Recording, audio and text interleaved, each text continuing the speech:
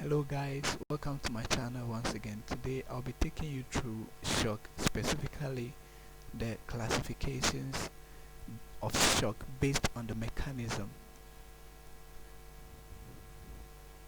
So shock is just a state of general tissue hypoperfusion. So the classes depend on what is causing the tissue hypoperfusion. So generally we have three categories. So the first class is hypovolemic shock. Hypo means low, volemic is relating to volume, so low blood volume.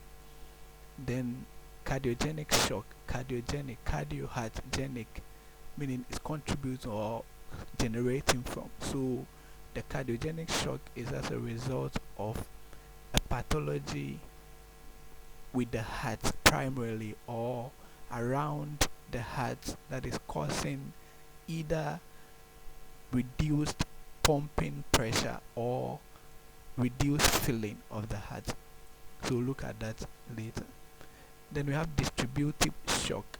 So this one has to do with how the blood is distributed to the various organs with respect to the caliber of the vessel. So usually there is general vasodilation in this kind of shock. We'll get to see its subdivision. So the first one over here, hypovolemic shock, usually is the commonest. So the mechanism is critical decrease in circulating volume. So anything that will lead to decrease in blood volume can lead to hypovolemic shock. So it could be due to bleeding or due to plasma loss. So that brings us to the subclassification. So we have hemorrhagic shock and non-hemorrhagic hypovolemic shock. So the hemorrhagic is the one that has to do with the bleeding, and the non-hemorrhagic is the one that has to do with the loss of plasma. So loss of plasma can happen in several ways: vomiting, diarrhea, burns, etc. So the second one is cardiogenic shock. So it's usually due to pump failure or decreased cardiac output. So anything that reduces cardiac output can cause cardiogenic shock. So it is further categorized in two. So we have obstructive shock and non-obstructive shock. So obstructive shock is anything that leads to reduced compliance of the heart. So anything that impedes on the relaxation of the heart is obstructing the filling of ventricular filling. So in that case, end diastolic volume will reduce. Therefore, the cardiac output will ultimately be reduced. So examples of such causes include cardiac tamponade, as in the case of probably pericardial effusion or hemopericardium. Then we also have tension pneumothorax. So build-up of air in the thorax, also compressing on the heart, preventing it from the filling. Then we also have pulmonary embolism. Pulmonary embolism is any clot or embolus blocking the main arteries or the arteries of the lung. So in that case, much blood will pull up in the right side of the heart, so the blood will not be able to circulate through the vasculature of the lung to come back to the left side of the heart. Therefore, cardiac output will be reduced as well. Then the non-obstructive ones are those that are primary pathologies with the heart itself. So I subclassified it into inflammatory and non-inflammatory. So the inflammatory ones are myocarditis.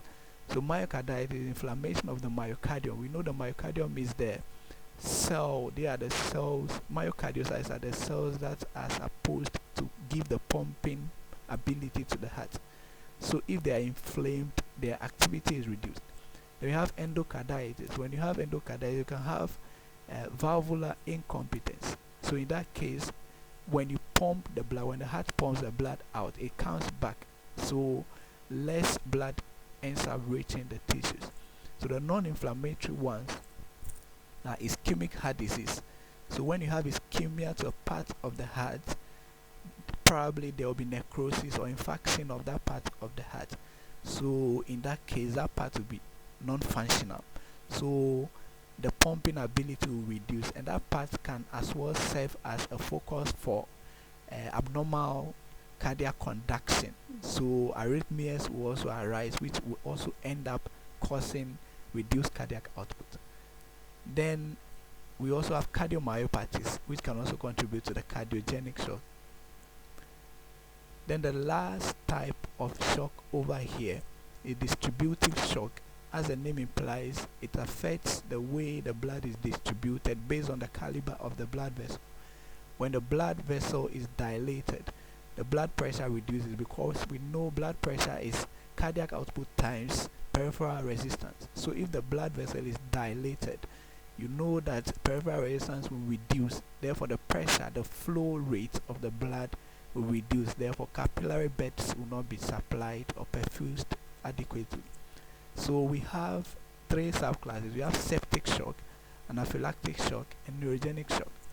So all this lead to systemic vasodilation. So in this case, septic shock could be caused by any infection. Septic infection. So it could be due to bacteria, it could be due to viral, it could be due to fungal causes, but mostly it's bacterial causes. So the bacteria secrete toxins, certain toxins. So those are the mediators of the vasodilation. The toxins at times can mediate vasodilation or produce or stimulate the production of other toxins in the body, like nitric oxide or other cytokines, which can also mediate the vasodilation. In anaphylactic shock, the vasodilation is as a result of the contents of the mast cell released. So we know in anaphylactic or anaphylaxis, the mast cell is degranulated by the allergen inducing production of IgE. So IgE binds to mast cell and causes the degranulation. So in that case, the bradykinin, leukotrienes, they are the ones mediating the vasodilation here. In the neurogenic shock, usually as a result of spinal injury.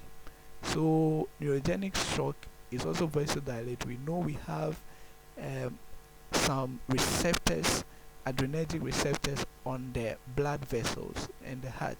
So alpha 1 is responsible for causing vasoconstriction in the peripheries. So usually if you have neurogenic shock, usually the tension or the sympathetic tone reduces. So when it reduces, you realize that there will be vasodilation throughout the body. So usually spinal injury above T4, from T4 and above, will be responsible for that. At times spinal anesthesia as well can also cause neurogenic shock. So this brings us to the end of this tutorial. To kindly like and subscribe for more videos, and you can also comment or send special requests on particular videos you want to be made for. Thank you very much. Until we meet next.